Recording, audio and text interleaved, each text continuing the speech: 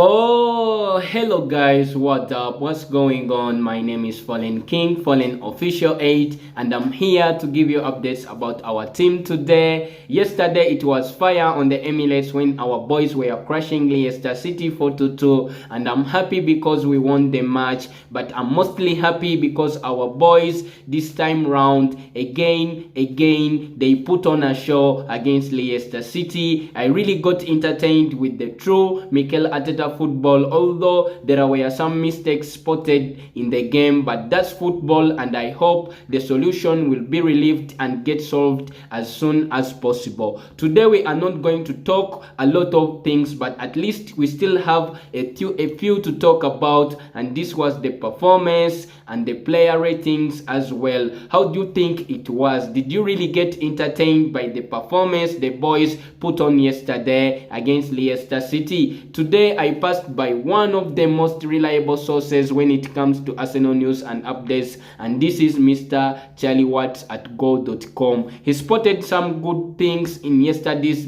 game and brought this on his website platform for us to read. But before heading into this, please make sure that you have already subscribed to this channel if you are new. Also, make sure that you like this video to keep me up, and that's how you're gonna support the channel and your boy as well. And let me not waste more time. Now let's get into this.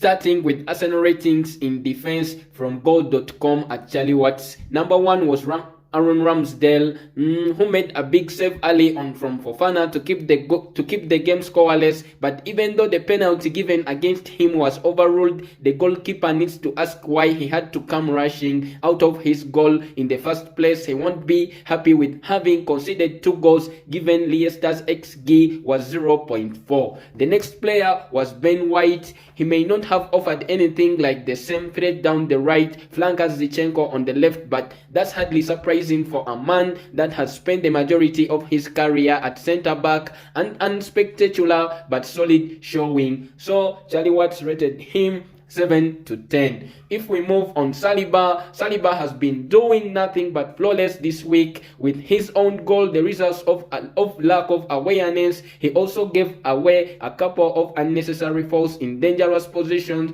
but he still won the ball back 10 times more than anyone else on the pitch. So Charlie Watts rated him 6-10.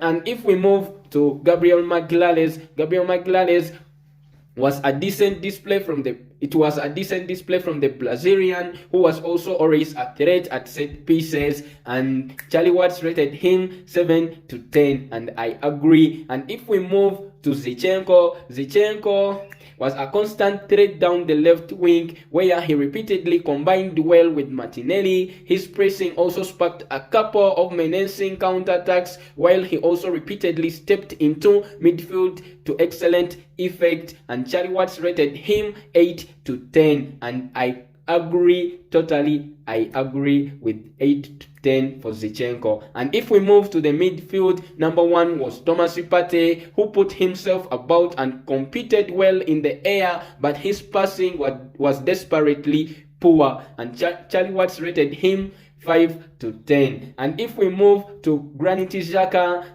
was a dynamic display from the Swiss, who looked to get forward at every opportunity and was rewarded for his adventure with a goal, and Charlie Watts rated him 8-10, and I agree, Xhaka really put a performance in the previous match. And if we move to our captain Martin Odegaard was elegant as ever on the ball and contributed to some exciting attacks, but perhaps not as involved as he would have liked overall, and Charlie Watts rated him 6-10. And if we move on the attacking side, number 1 is Bukayo Saka. Bukayo Saka was not his most thrilling game in Arsenal shirt, but still provided some excellent deliveries from wide on the right and linked well with Jesus at times, and Charlie Watts rated him 6 to 10. And if we move to our number 9, Gabriel Jesus was a constant threat.